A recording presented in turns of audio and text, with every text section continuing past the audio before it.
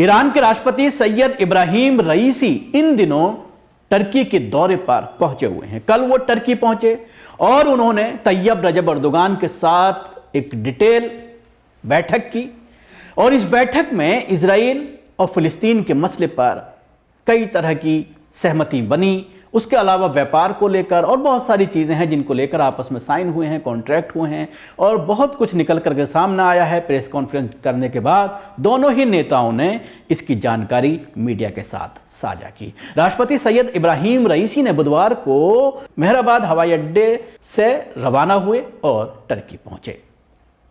इसके साथ ही उन्होंने पत्रकारों से रवाना होने से पहले जो बात की वो उन्होंने ये कहा कि वो तैयब रजब अर्दोगान के निमंत्रण पर वहां जा रहे हैं। उनका कहना था कि वो ईरान और तुर्की के बीच एक संयुक्त उच्च प्रतिनिधिमंडल बनाने, त्रिपक्षीय संबंधों, विशेष रूप से आर्थिक और वाणिज्यिक मुद्दों के क्षेत्रों में बातचीत के लिए अंकारा पहुंचे हैं।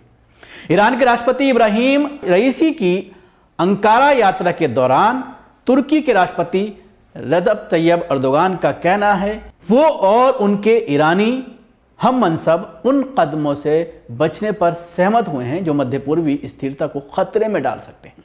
बुधवार को बैठक के बाद एक संवाददाता सम्मेलन में अर्दोगान ने कहा कि दोनों ने गाजा पर इजराइल के अमानवीय हमलों को समाप्त करने और क्षेत्र में निष्पक्ष और स्थायी शांति की अनिवार्यता पर चर्चा की। हम ऐसे कदमों से परहेज करने के महत्व पर सहमत हुए जो हमारे क्षेत्र की सुरक्षा और स्थिरता को और खतरे में डालेंगे। उन्होंने कहा है कि वो सीमा पर खतरों के खिलाफ सहयोग जारी रखने पर भी सहमत हुए हैं। अंकारा में कुछ पत्रकारों ने रिपोर्टिंग करते हुए कहा कि बैठक का मुख्य एजेंडा गाजा पर इजराइल का चल रहा युद्ध था।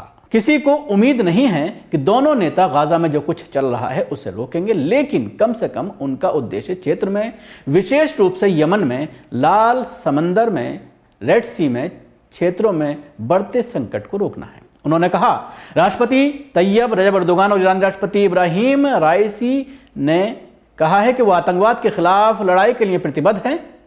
तुर्की जो गाजा पर इजराइल के हमलों की निंदा में मुखर रहा है, उसने तत्काल युद्ध विराम का आह्वान किया और इजराइल पर नरसंहार का मुकदमा चलाने के लिए कानूनी कदम उठाने का समर्थन किया है। हालांकि अंकारा ने इजराइल के साथ अपने व्यावसायिक संबंध बनाए रखे हैं जिससे घर और ईरान में आलोचना हुई है।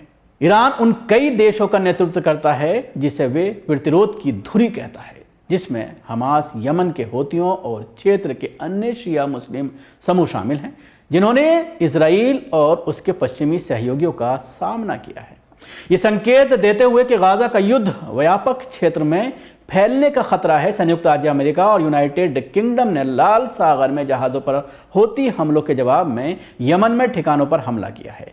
हुतियों ने कहा है कि वेस्ट जलमार्ग में उनके हमलों का उद्देश्य इजराइल से जुड़े जहाज़ों की निशाना बनाना है और जब तक गाजा पर युद्ध जारी रहेगा तब तक वो हमले जारी रहेंगे। एर्दोगान ने यमन पर अमेरिका और ब्रिटेन के हमलों की निंदा की और इसे बल का असंगत प्रयोग बताया है। रईसी ने अमेरिका पर गाजा में फिलिस्तीनियों के खिलाफ इजराइल के अपराधों का समर्थन करने का आरोप लगाया और मुस्लिम देशों से ज़ायोनिस्ट शासन के साथ संबंध तोड़ने के अपने आह्वान को दोहराया।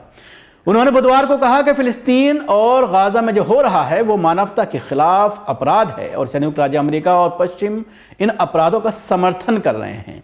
इस शासन के साथ आर्थिक और राजनीतिक संबंधों में कटौती से निश्चित रूप से ज़ायोनिस्ट शासन पर अपने अपराधों को समाप्त करने पर प्रभाव पड़ सकता है।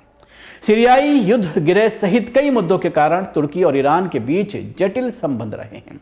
अंकारा समर्थित हुतियों ने राष्ट्रपति बशर अल असद को हटाने का प्रयास किया है जबकि तेहरान ने उनकी सरकार का समर्थन किया है। हाल ही के दिनों में तुर्की के दमिश्क के साथ संबंध सुधारने के लिए कदम उठाए गए हैं। तो ये बहुत अहम दौरा माना जा रहा है ईरानी प्रेसिडेंट का जो टर्की पहुंचे हैं और दोनों नेताओं ने बैठ करके इस पूरे मामले पर, खासतौर से इजराइल और फिलिस्तीन के मामले पर किसी नतीजे पर पहुंचने की कोशिश की है।